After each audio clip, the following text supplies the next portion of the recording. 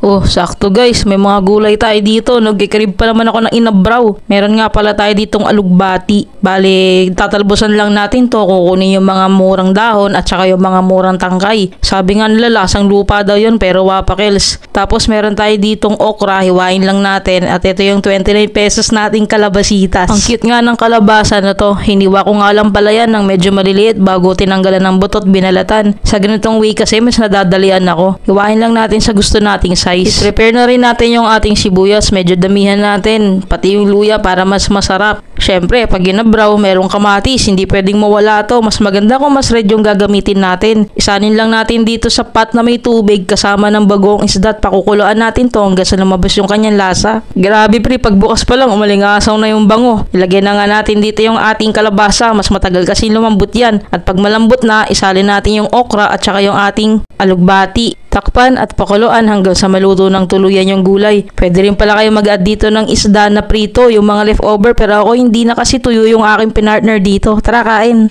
Ano po yung ating niluto mga pre? Ang ating, pag dito, inabraw. So kahit ano naman na pwedeng pangpakbet o yung mga nilalagay-lagay sa munggo, yung mga gulay, pwede naman talagang i-abraw yan. Diba? Tapos samahan natin ng tuyo.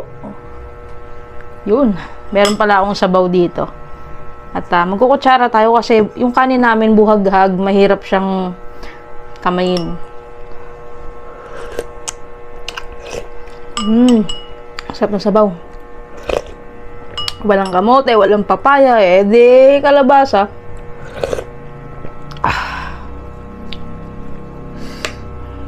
Kain po.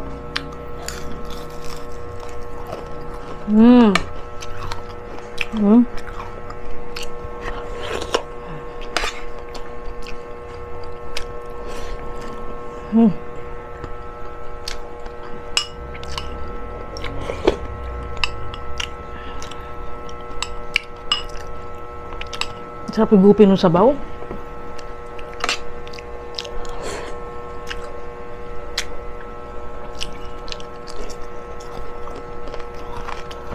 Atis.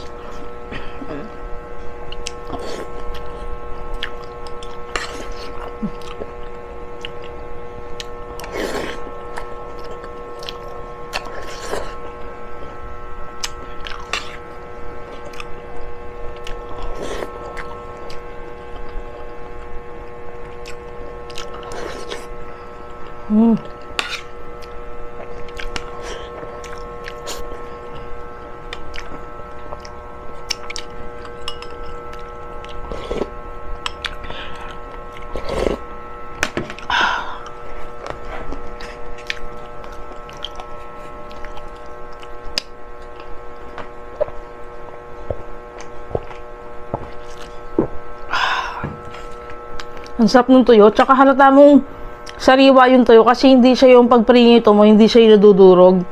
Talagang sariwa siya nung ginawa siyang tuyo.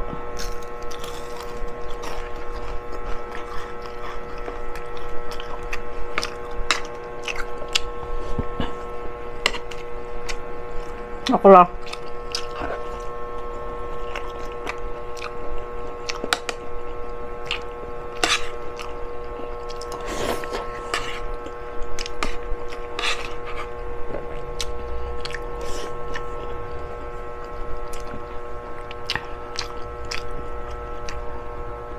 Sabi nila lasang lupa daw yung alugbati. Para sa akin hindi naman. Masarap siya.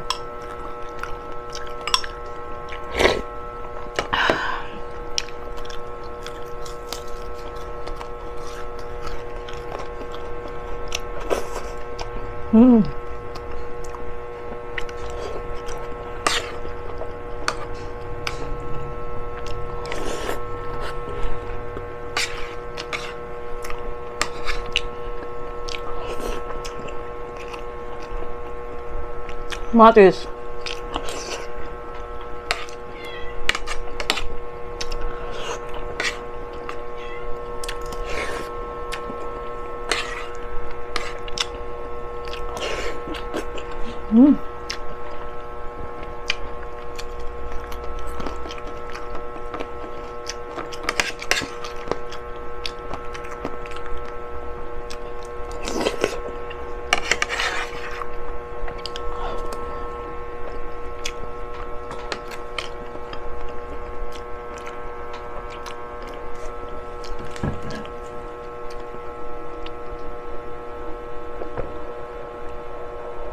Kung natin dito, baka hindi nyo nakikita.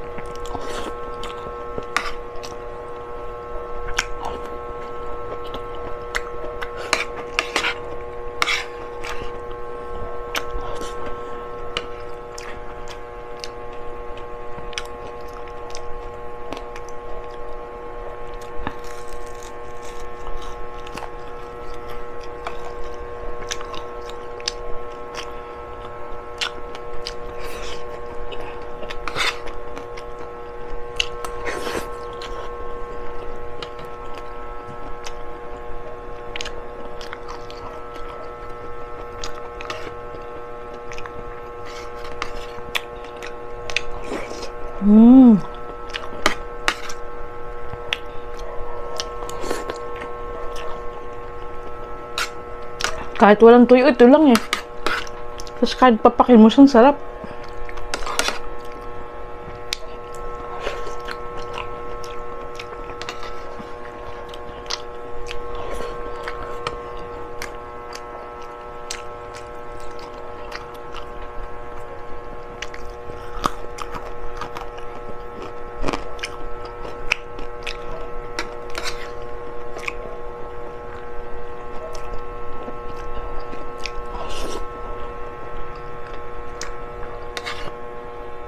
Bulas.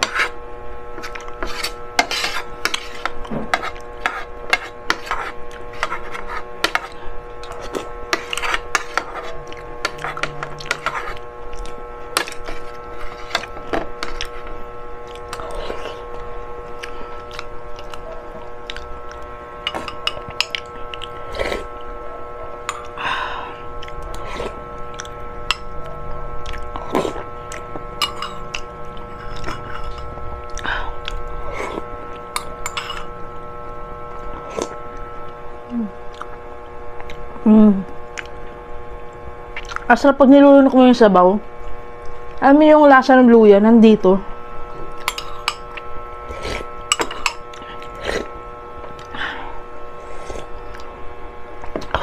Sarap. So yun mga kabsat, maraming thank you po sa mga nanonood. Sana nagustuhan nyo pa yung naluto natin. Alam ko mga Ilocano yung mahilig kumain ng ganito, yung mga pinakuloang gulay lang. Alam nyo, kahit papaya lang, tapos pakuluan nyo sa ganung luto, solve na eh. Tapos malunggay, okay na, inabraw na din yun. Basta pinakuloang gulay mga pre. Sarap promise. Di mo kailangan igisa, pakulo lang. Tapos partneran nyo pa ng isda na gusto nyo, pero ako tuyo lang, solve na talaga dyan. Pero masarap dito, para sa akin, bukod sa tuyo, tinapang galunggong. Yun. Tapos, yun lang. At subscribe nyo naman po ako.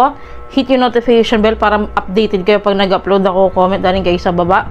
Follow nyo naman po ako sa aking Facebook page, tsaka po sa TikTok. Yun lamang. See you sa next video. Bye po.